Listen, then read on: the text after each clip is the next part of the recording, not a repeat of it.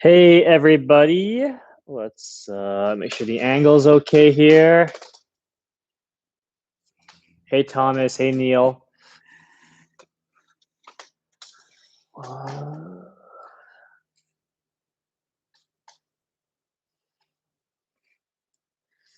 Yeah, so we'll wait till the 5-minute mark as usual, guys.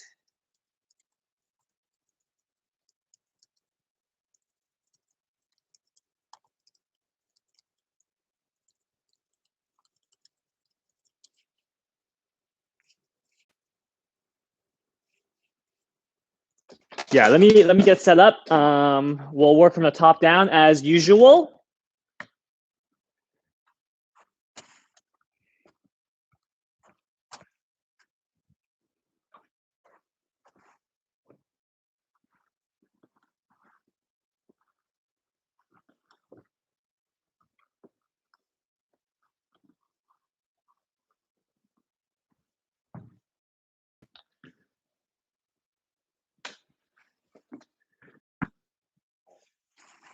Yeah, just bear with us for the next few minutes while I make sure this is hooked up.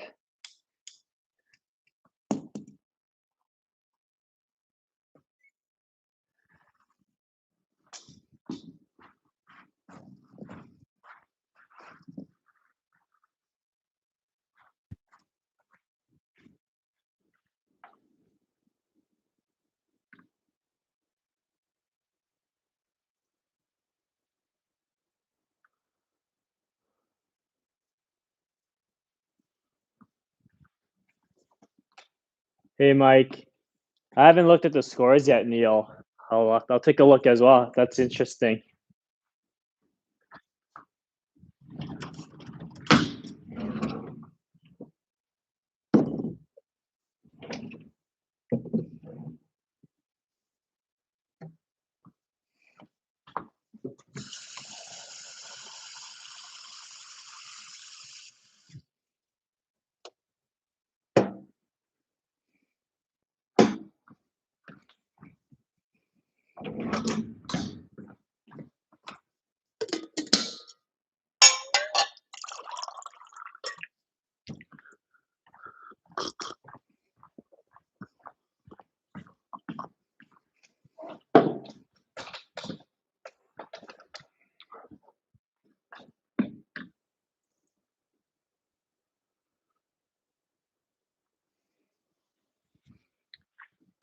Some questions are rolling in. Wow, 7 under. Holy cow. That is pretty nuts. That's pretty nuts, Neil.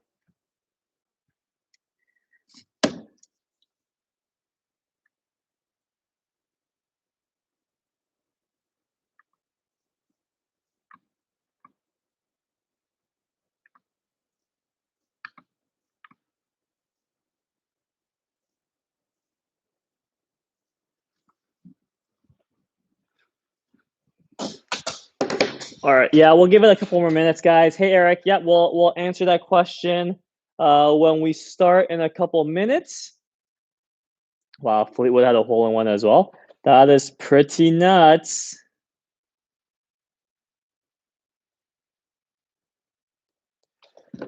Yeah, we'll see. We'll get the questions rolling in a couple minutes, and then we'll see how long that takes us for today.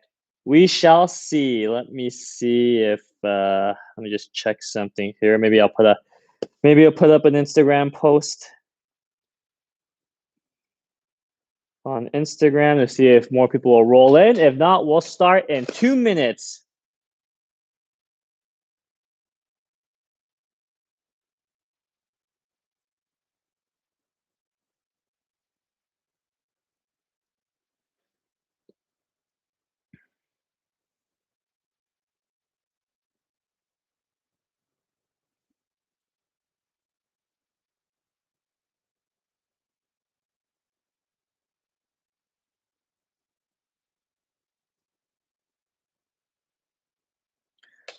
All right, let's I'll give it 1 more minute and then we'll start, guys. Let's see who's in here. Yep. Said hi to Tom, said hi to Neil. Mike, I think I said hi to you as well. Eric, we can do a quick what's in the bag when we start. I actually just cracked open those clubs. Haven't really hit them yet, but we will take a look.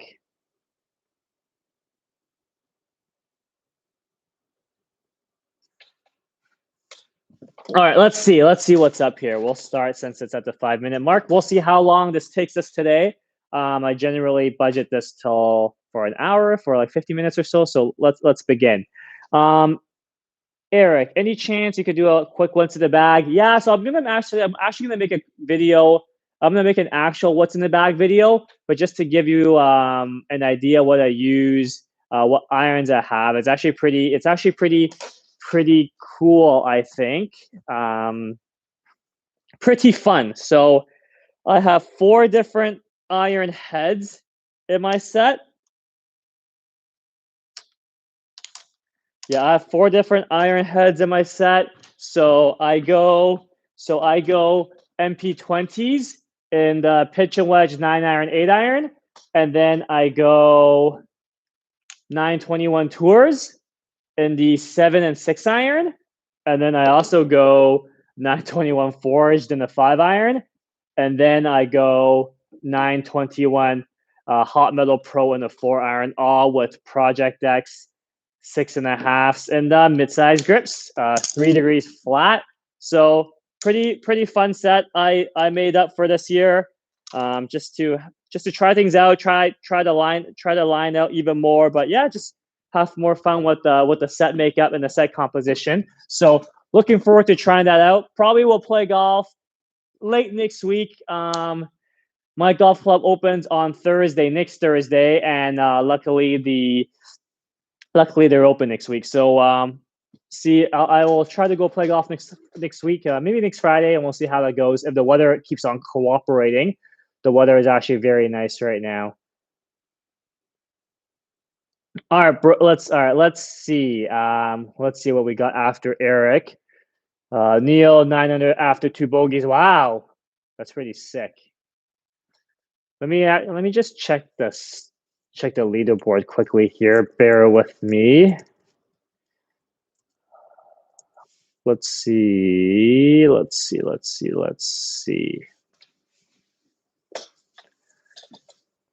Wow, yeah. So Rose is at 7 under with 1 to go. Pretty nuts. 3 under, 3 under, 2 under. Wow. That's cool. Wow, Mackenzie Hughes is playing pretty good. Even. That's cool. But yeah, what a round by Jess and Rose so far, Neil. What a round. All right, Brody. Hey, Larry, do you have any tips on helping with alignment? Also, do you have any tips on hitting up on driver? I don't really have any tips on alignment. Especially like tough to say what your alignment's like without actually seeing your swing and seeing how you set up. Typically, if you put sticks down on the ground on the driving range, you can typically help yourself to at least train your eyes to see straight lines, train your feet to be parallel with those lines. That's a very basic thing you can try to do with a setup. When it comes to hitting up on a driver, you really have to down hinge and stay on your trail foot, okay?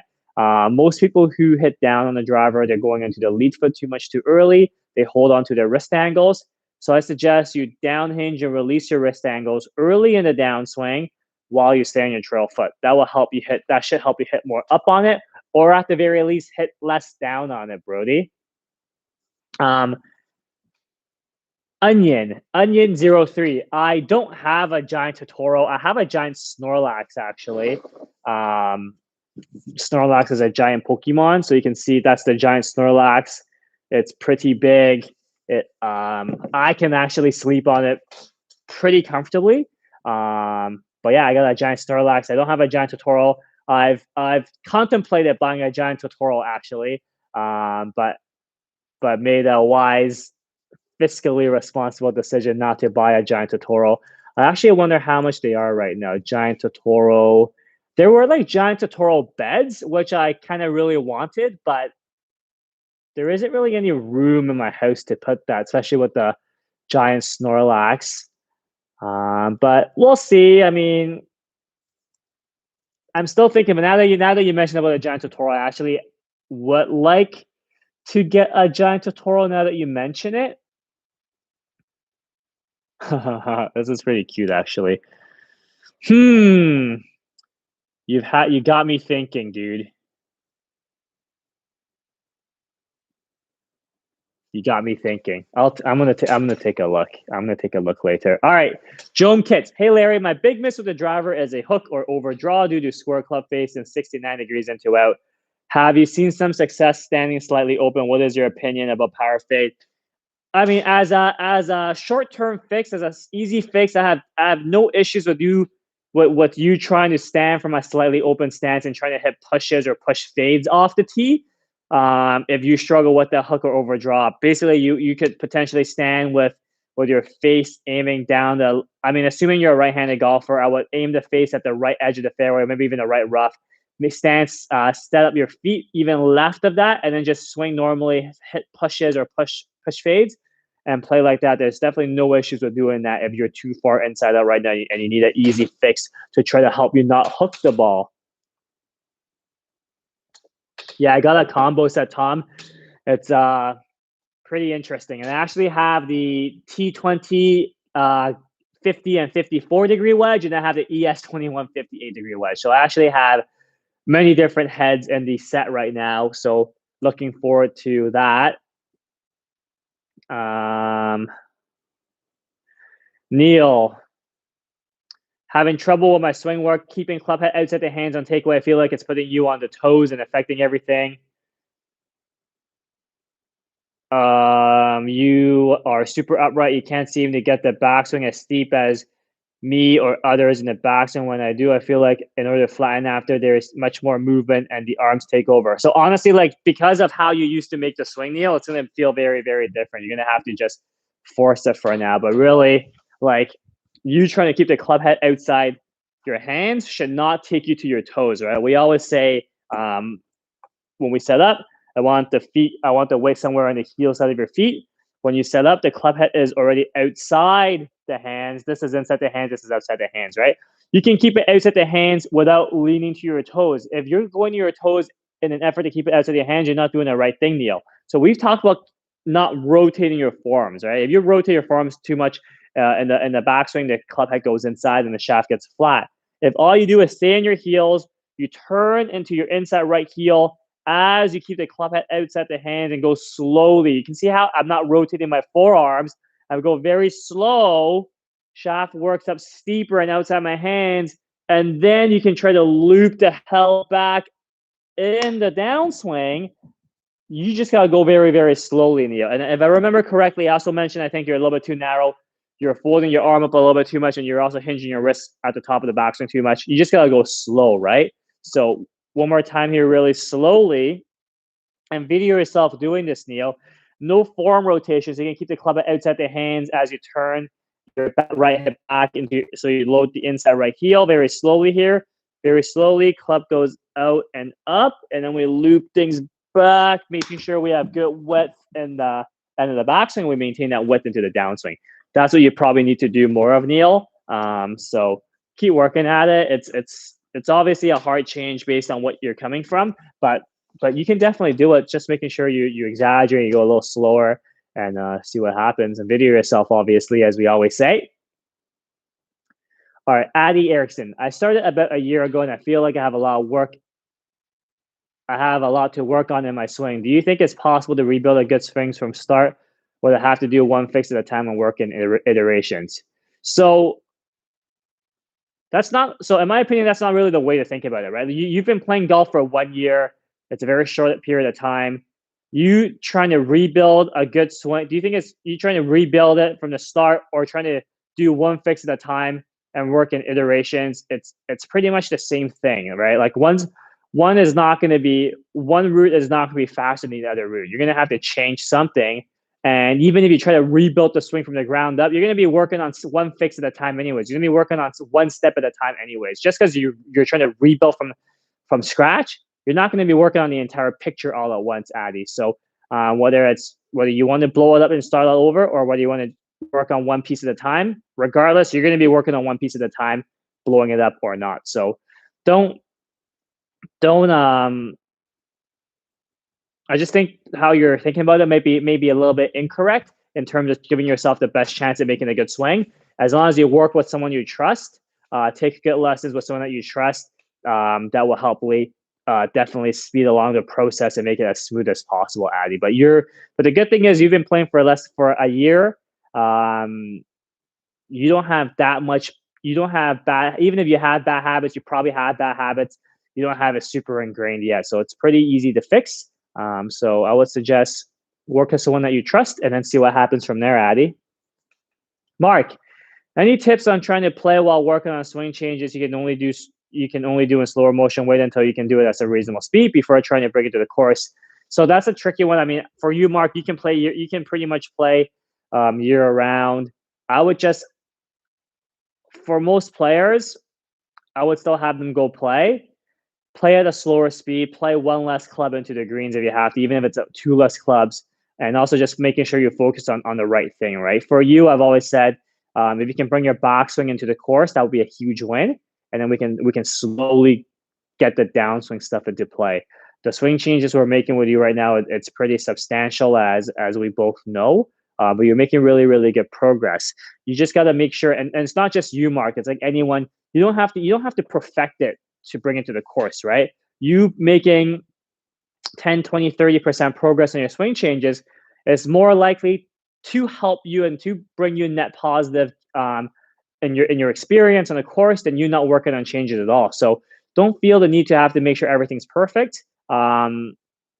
Easiest thing is to play a little slower in terms of the swing speed you're bringing to the course when you're making changes. So again, I said, I feel like you're swing one or two extra clubs in the greens for now, but do your best to maybe bring one or two pieces at a time, and just try not to get too frustrated at yourself, because in the big picture, you grind through this, you'll be so glad you did, because it will be much, much better improvements when we're done, when everything is said and done, Mark. And it's not just for you, it's for anyone who might be working on things right now, trying to play golf, especially like for us here in Canada, off season is pretty much over. It's coming to an end.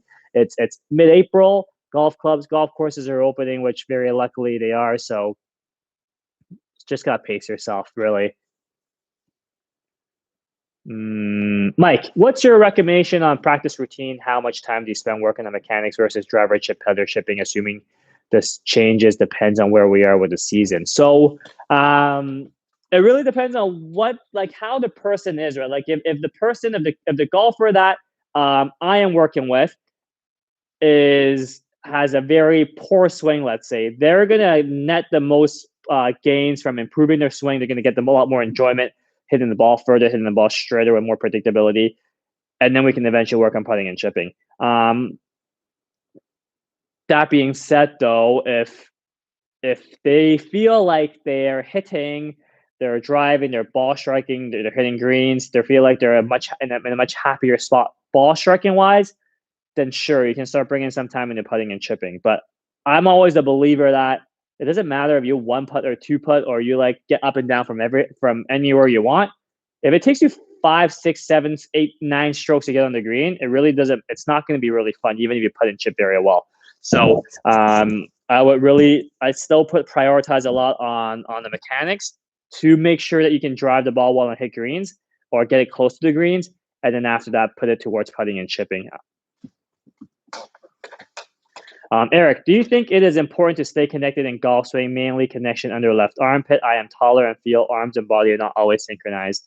I think staying connected is it can mean different things for a lot of different golfers. I think traditionally people think staying connected means armpits tight in towards each other. If your trail armpits tight to the body, you're not going to get much width. You're not going to get much height and depth. I generally don't like that for most amateur golfers. I think staying connected, a better way to think about it is making sure your arm unit stays moving with the torso at the same speed, at the same rate, right? So staying connected could mean when you set up, your arms are in front of your torso, and when you turn, your arms move. This would be staying connected. It doesn't mean you gotta pin your armpit, and we don't want that. As long as your arms stay in front of your torso and they turn and move at the same speed, and they stop when you stop turning, that's a more important definition, I think, a better concept of staying connected. That's a better way to think about it. If you being taller, I don't think makes it more difficult for you to stay synchronized. It's more so your concept is probably incorrect on how to stay in sync.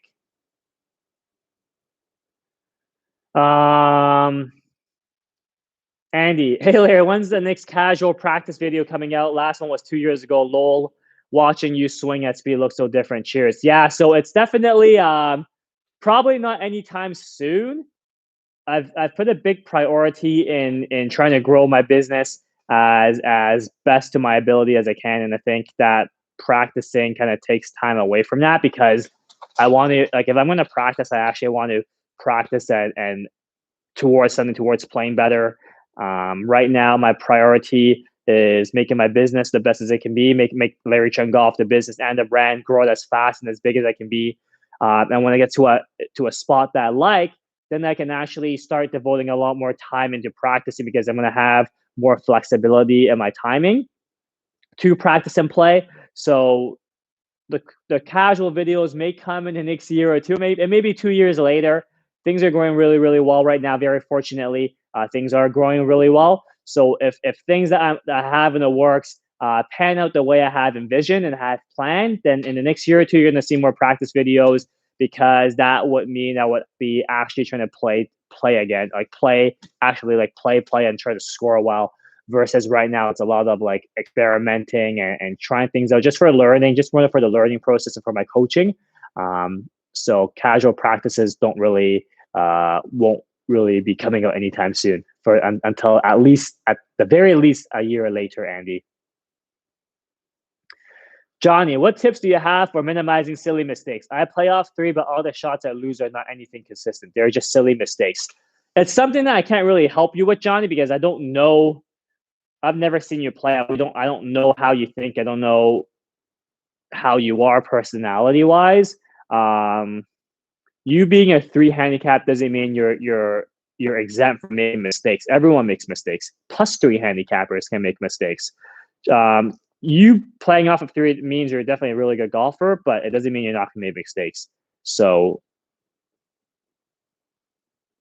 it's something that you will probably have to think about on your own.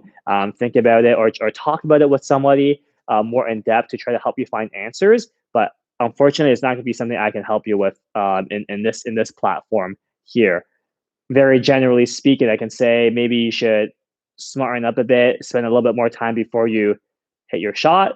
Maybe think about your decision making a little bit more. But really, it's things that I can't really help you with much substance unless we talk it through it and know you a little bit more. So can't really help with that one, Johnny.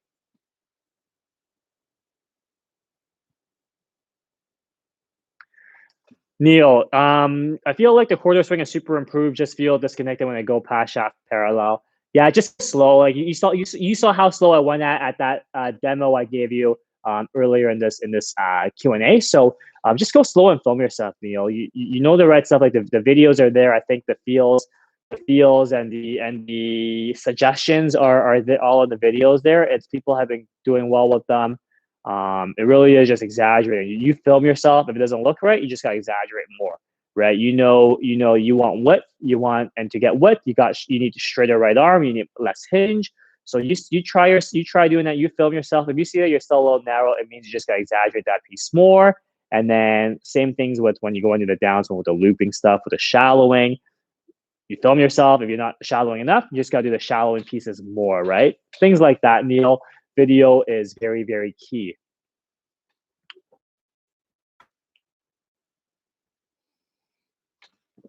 Yeah, Mark. So yeah, I totally hear you as we're diving into this downswing stuff right now. Best thing you can do, you just got to make sure that for the time, just keep doing the backswing. I always say to a lot of people, if you make a good backswing, chances are it's going to bleed into the downswing really in a more positive way. So if you can do a good backswing, just play with it for now. Make the downswing however it chooses to react toward. But I would definitely say just keep making the backswing for now. Just bear with it for now. Downswing is coming along quite nicely, Mark. So we will keep at that for now. Mark Klein. Hey Larry, how much of a push you feel off the back foot to start a downswing? So to start the downswing is not really a push to start. I like players to push into the ground to prep the push up and around in the second half of the downswing. So while we squat and rotate is we push into the ground as we squat and rotate to start the downswing to prep the body to push back up. So I wouldn't necessarily say you should be pushing up or pushing off the back foot to start the downswing. I would more say you're pushing into the back foot to start the downswing so you can react and push back up and around, Mark. Hope that makes sense. Boy. Hey, Larry, I'm a beginner golfer, and I'm wondering how to keep better posture. That is there's really nothing I can say to help you keep better posture. You're a beginner golfer. Most beginner golfers have a lot of things going on in their golf swings that really don't need to be there. A lot of inefficient movements. You're probably moving incorrectly. You not being able to stay in posture is a result of all those things that lead into that issue, right? You're not going to be able to keep better posture just by thinking about keeping better posture or just by trying something out to keep better posture. You are losing posture as a result of everything before that. So I would suggest you work with someone or you film yourself, whether you're trying to self-teach on YouTube, you got to film yourself, or you're working with someone, or you're thinking about working with someone. I would suggest you take lessons, whether it's online or in person, to help you tackle those issues. Beginner golfer with no direction, with no help with someone, it's definitely a tough road to navigate.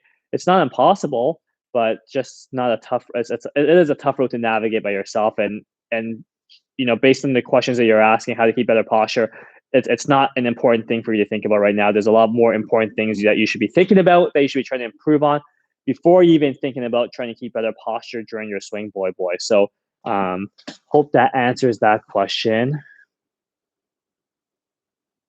Addy, what do you think are the key points to end up with a straight or left arm at impact for an iron shot?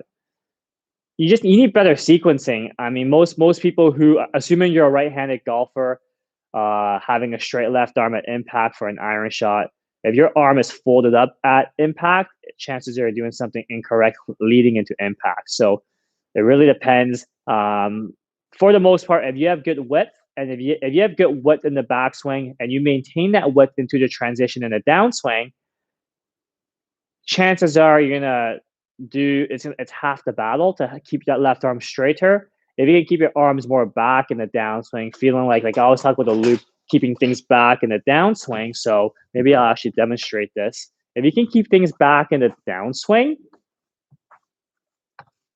so good width in the backswing, you keep things back in the downswing. If you have width and depth in the downswing, your left arm will still stay straight, and you rotate into the ball, and the left arm will still stay straight.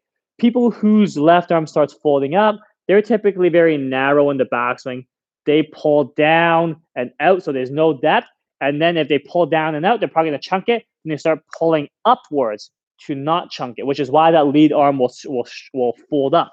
So if you can try to keep width and depth in the downswing, then that would be probably a good place to start if I were to guess based on that issue.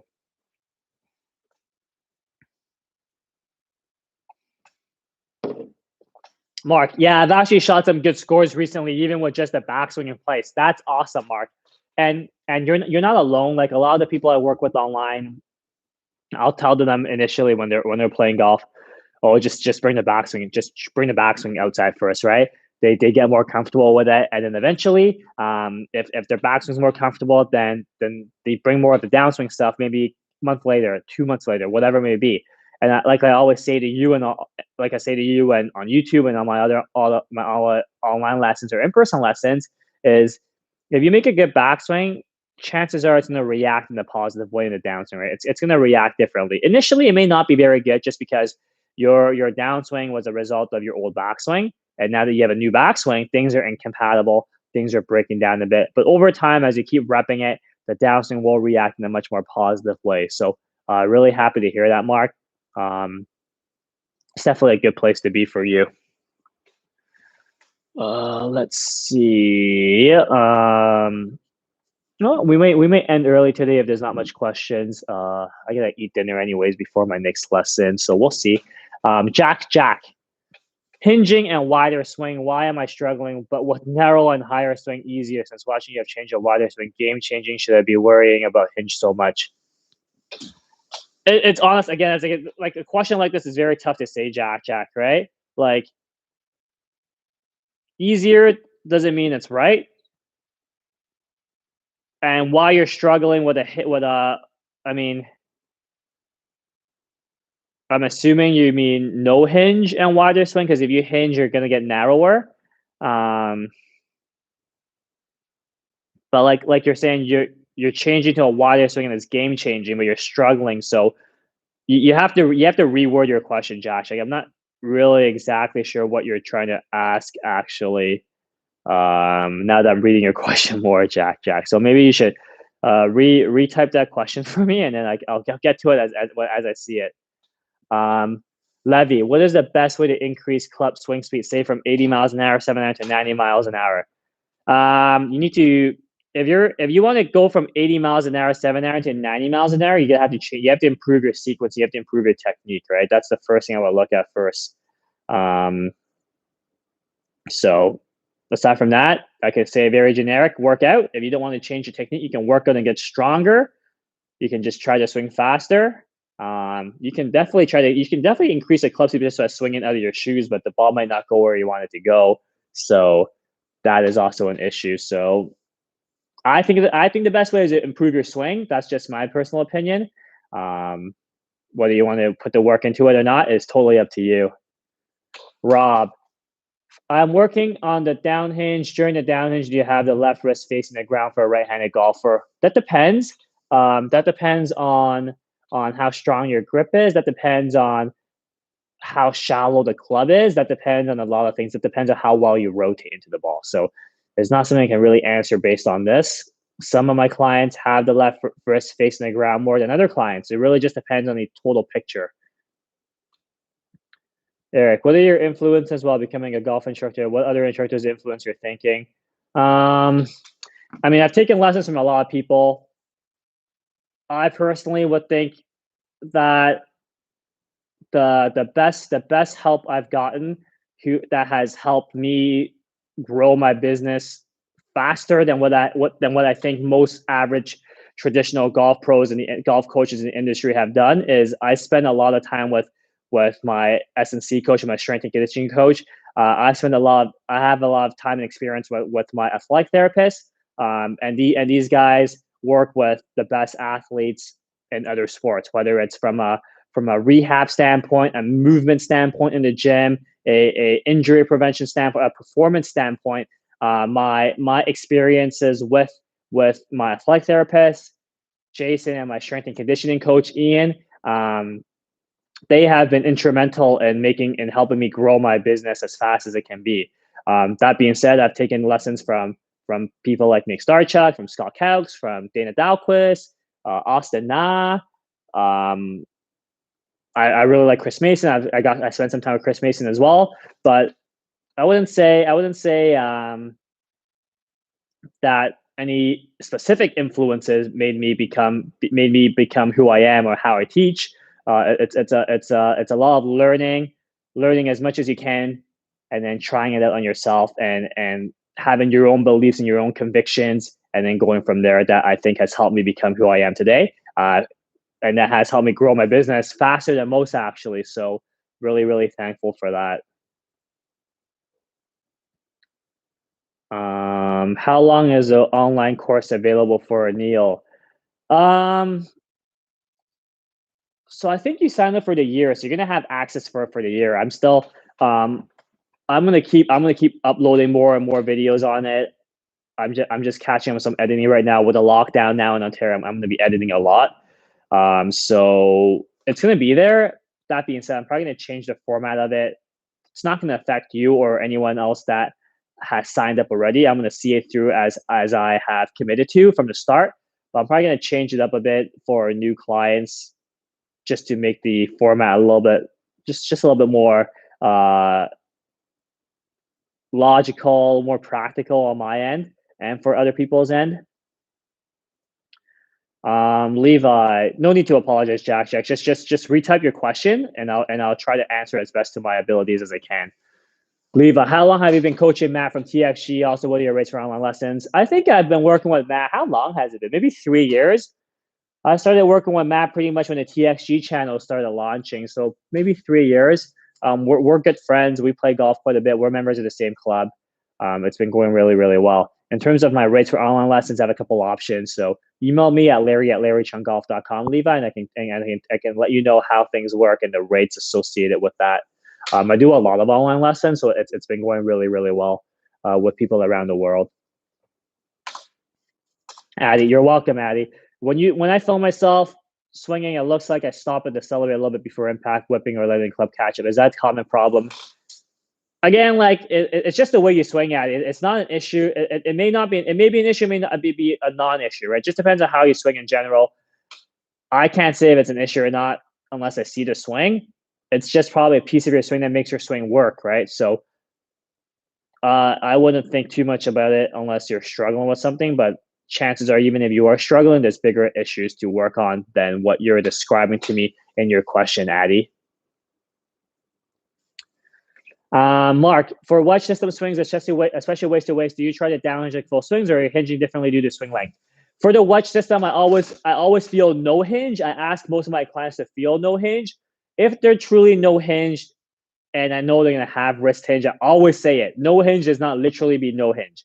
If you feel no hinge and you have the waist high swings, because the swing is so slow, the club head will release on its own, and you're going to return the ball, no issues. So I don't have any of my clients think about down hinge in the wedge system swings. Just feeling the no hinge alone is enough for them. Rob, when do you think we will see some golf swings on gears?